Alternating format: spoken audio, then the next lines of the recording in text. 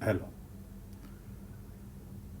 Here we will discuss about the preamble, its significance, objectives, and amendment of preamble. The preamble of Indian Constitution declares, with the people of India having solemnly resolved to constitute India into a sovereign, socialist, secular, democratic republic and to secure to all its citizens justice, social, economic, and political, liberty of thought, expression, belief, faith, and worship, equality of status and of opportunity, and to promote among them all fraternity, assuring the dignity of the individual and the unity and integrity of the nation. In our Constituent Assembly, this 26th day of November 1949, do hereby adopt, enact, and give to ourselves this Constitution. Significance of the Preamble of the Constitution.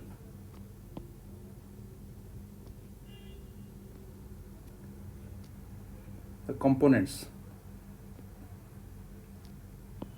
The terms sovereign, socialist, secular, democratic, republic suggest the nature of the state.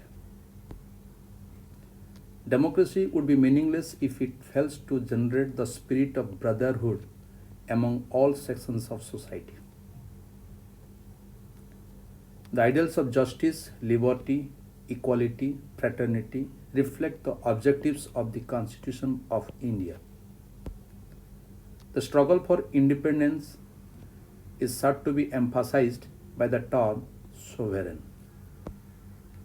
The Gandhian ideals are aimed to be secured by the incorporation of the word socialist in the preamble through 42nd amendment. The word secular reflects the secular nature of India. The term republic indicates the choice of the people. Fraternity secures the terms unity and integrity.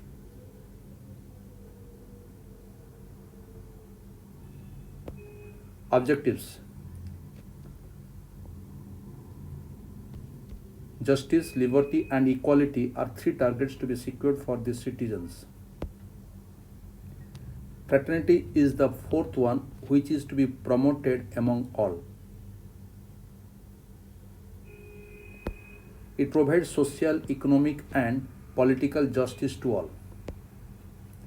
It secures liberty of thought, expression, belief, faith, and worship.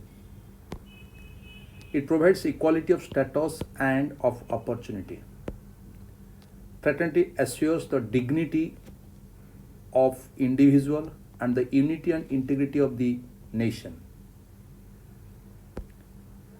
Preamble directive principle of state policy.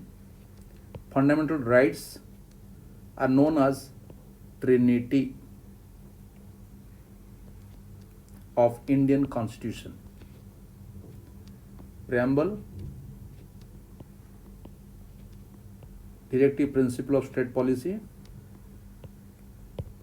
and fundamental rights are known as Trinity of Indian Constitution. Preamble indicates the mission that the Indian Constitution proposes to accomplish. Directive principle of state policy briefly enumerates the state's commitment for establishing egalitarian society through certain economic and social policies in the light of mission. Fundamental rights preserve the identity of individuals. These rights are essential for all round development of the personality of the individuals. All round development. Amendment of Preamble. Whether preamble can be amended? No, if we refer Berubari case, exchange of enclaves, 14th March. In this case, preamble could not be amended because preamble is not a part of the constitution. Or you can say before 1960, it was not possible. Whether preamble can be amended? If the answer is yes, provided the amendment does not destroy the basic features of the preamble under Article 368. The amendment can be done by simple majority except entrenched clauses which lay down by special majority. However, the preamble is not specified in entrenched clause. Landmark case, Kesavanand Bharati versus State of Kerala. The Supreme Court has held the view that the preamble is the part of the Constitution. The majority held that preamble can be amended subject to a rider. The rider is the feature and has basic elements of its own. Constitution of India starts from Article 1 and ends with Article 395. Here the preamble is not so numbered like the articles.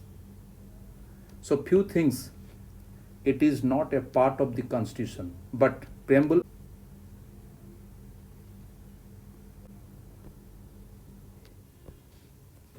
horoscope of the Indian Constitution, the spirit of Constitution.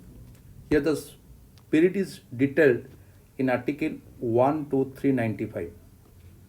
So preamble is a part of the Constitution.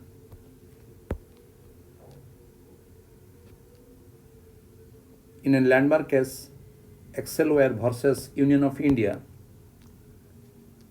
the court held that the addition of the word socialist might enable the court to lead more in favor of nationalization and state ownership of industry.